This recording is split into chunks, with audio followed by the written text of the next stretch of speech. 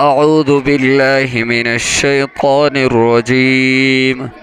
بسم الله الرحمن الرحيم. فمنهم من آمن به ومنهم من صد عنه وكفى بجهنم سعيرا. إن الذين كفروا بآياتنا سوف نصليهم نارا كلما نضجت جلودهم بدلناهم جلودا غيرها ليذوقوا العذاب. إن الله كان عزيزا حكيما. والذين آمنوا وعملوا الصالحات سندخلهم جنات تجري من تحتها الأنهار خالدين فيها أبدا.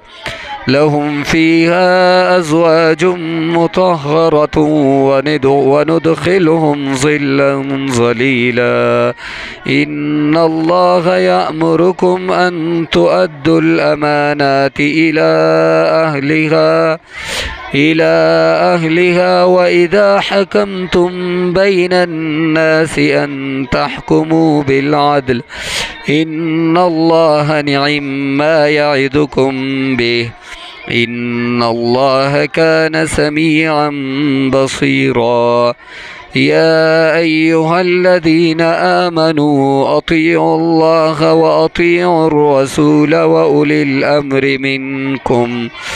فإن تنازعتم في شيء فردوه إلى الله والرسول إن كنتم تؤمنون بالله واليوم الآخر.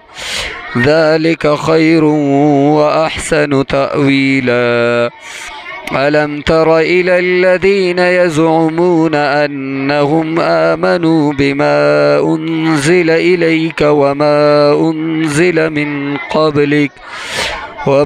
أنزل من قبلك يريدون أن يتحاكموا إلى الطاغوت وقد أمروا أن يكفروا به ويريد الشيطان أن يضلهم ضلالا بعيدا. صدق الله العظيم. والسلام عليكم ورحمة الله وبركاته.